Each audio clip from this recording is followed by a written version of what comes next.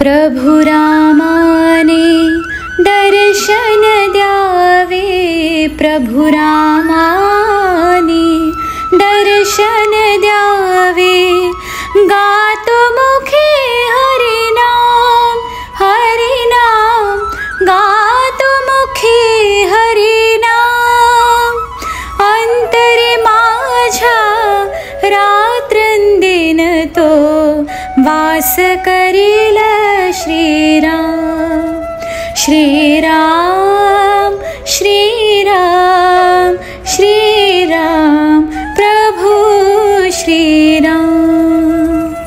हा आर्तभाव मनी घेऊन हजारो भाविक धाव घेत आहेत प्रभू श्रीराम यांच्या पावन पदस्पर्शाने पुनीत झालेल्या रामशेज किल्ल्याच्या पायथ्याशी। कारण याच ठिकाणी आहे आपल्या स्वस्वरूप संप्रदायाचे उत्तर महाराष्ट्र उपपीठ।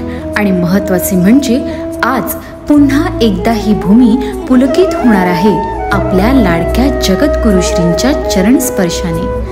औचित्य आहे अनंत श्री विभूषी जगद्गुरु रामानंदाचार्य श्री स्वामी नरेंद्राचार्यजी महाराज यांच्या समस्या मार्गदर्शन आणि दर्शन सोहळ्याचे, जो आयोजित करण्यात आला होता दिनांक 21 आणि 22 डिसेंबर रोजी।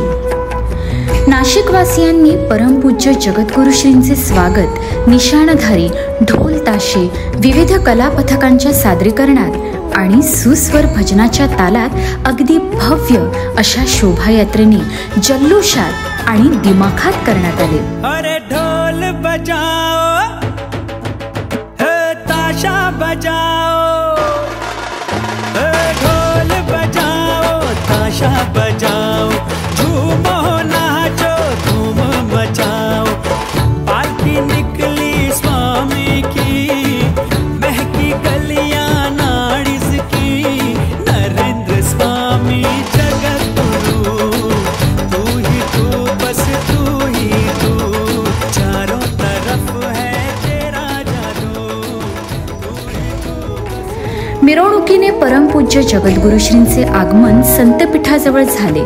यावेळी सांप्रदायिक सुवासिनी भगिनींनी हिंदू धर्म प्रथेप्रमाणे परमपूज्य माऊलींचे औक्षण केले व यजमान दाम्पत्यांनी माल्यार्पण करून स्वागत केले।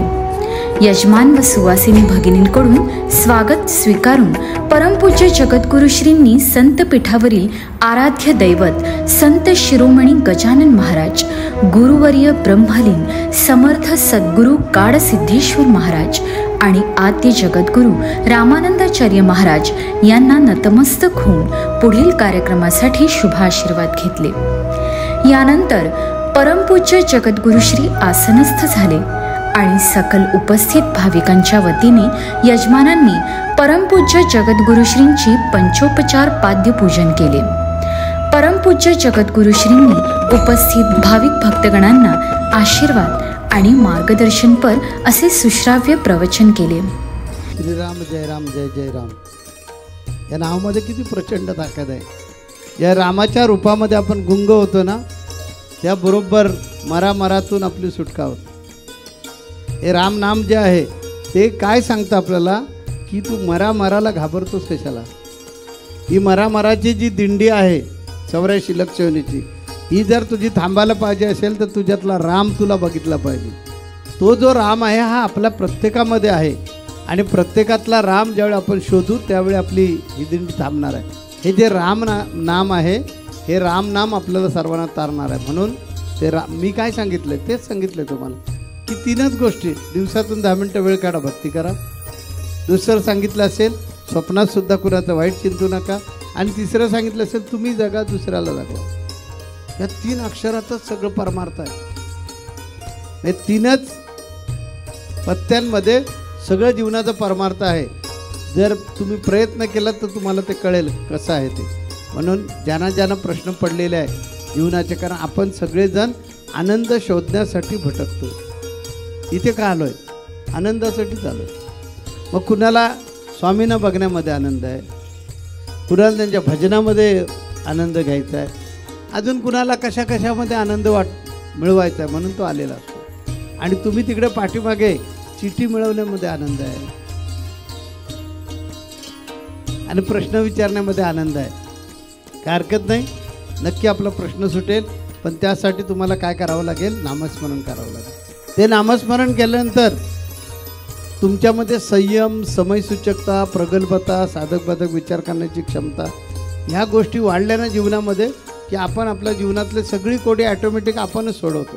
कुणाचीच गरज नाही, माझी पण नाही गरज. तुम्हाला आता गॅरंटी नाही म्हणून मी गॅरंटी दिली. हो, मी घेतो दाखवतो. जसं स्वामी विवेकानंदांना गॅरंटी नव्हती म्हणून ते सगळ्यांना विचारत होते, तुम्ही देव बघितलं, मग कशाला देवाबद्दल सांगता. असं सगळ्यांना ते विचारत आले होते. आणि रामकृष्णाकडे आले आणि रामकृष्णानं विचारलं की तुम्हाला देव भेटलाय का, का तुम्हाला देव माहिती आहे का. रामकृष्ण म्हणाले हो.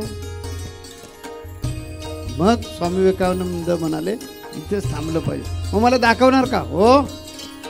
तसं तुम्ही इकडे तिकडे सगळीकडे भटकताय आणि माझ्याकडे आलेले आहात आणि माझा पण प्रश्न तोच आहे, तुमचा प्रश्न माझ्याकडे पण तोच आहे की मला सुख देणार का. माझं म्हणणं आहे सुख, अरे माझं त्याच्यावर अभंग आहे. सुखाचे ते मुळं पाहिले शोधून, ज्यासी उत्तम गती साधेल. उत्तम गती कैसी साधीसी मानवा, सद्गुरु चरण हौसी होसी. सद्गुरूंच्या चरणाची हौस धर, सद्गुरूच्या चरणांची अभिलाषा धर. तू मला भक्ती दे, मी तुला स्थैर्य देतो.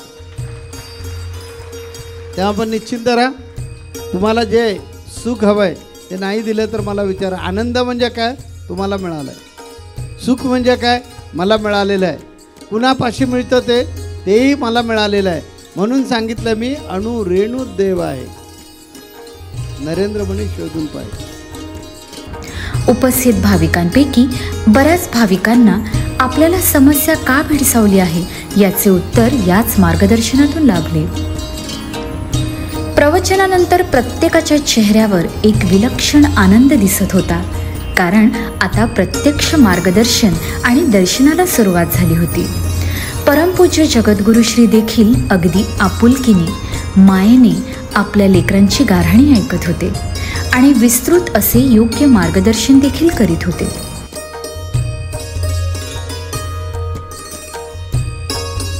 मार्गदर्शन आणि गुरुचरणाचे प्रत्यक्ष दर्शन या संगमाने भाविक तृप्त होत होते. यात आणखीन एक दुग्ध शर्करा योग मिळून आला, तो म्हणजे दिनांक 21 डिसेंबर हा गुरुवार असल्याने पीठाच्या संप्रदायाच्या परंपरेप्रमाणे सायंकाळी पालखी परिक्रमा देखील झाली. परमपूज्य गुरुमाऊलींनी देखील या पालखी परिक्रमेत सहभाग घेऊन उपस्थित भक्तगणांचा उत्साह वाढविला. गुरु माऊली नरेंद्र स्वामी जय जय योगिया.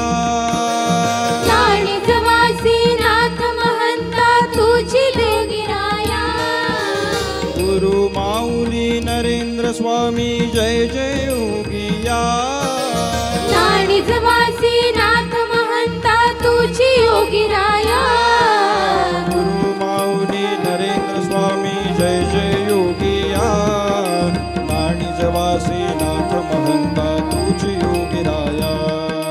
गुरु माऊली नरेंद्र स्वामी जय जय योगिया. नाथ महंता तुझी योगिराया. गुरु माऊली नरेंद्र स्वामी जय जय योगिया. नाथ महंता तुझी योगिराया. गुरु माऊली नरेंद्र स्वामी जय जय योगिया. नाथ महंता तुझी योगिराया. बघता बघता पहिला दिवस संपून दुसरा दिवस कधी सुरू झाला ते समजले देखील नाही.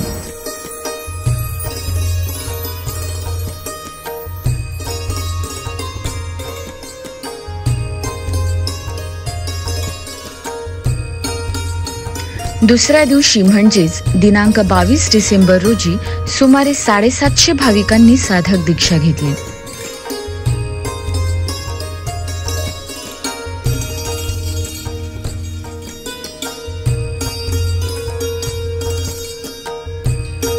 उपस्थित भक्तगणांना मार्गदर्शन करून त्यांच्याशी हितगुज करून परमपूज्य जगद्गुरु श्री सायंकाळी प्रसन्न होऊन सर्व नाशिककरांवर कृपा आशीर्वादाचा वर्षाव करीत पुढील कार्यक्रमास मार्गस्थ झाले. श्री गुरुदेव.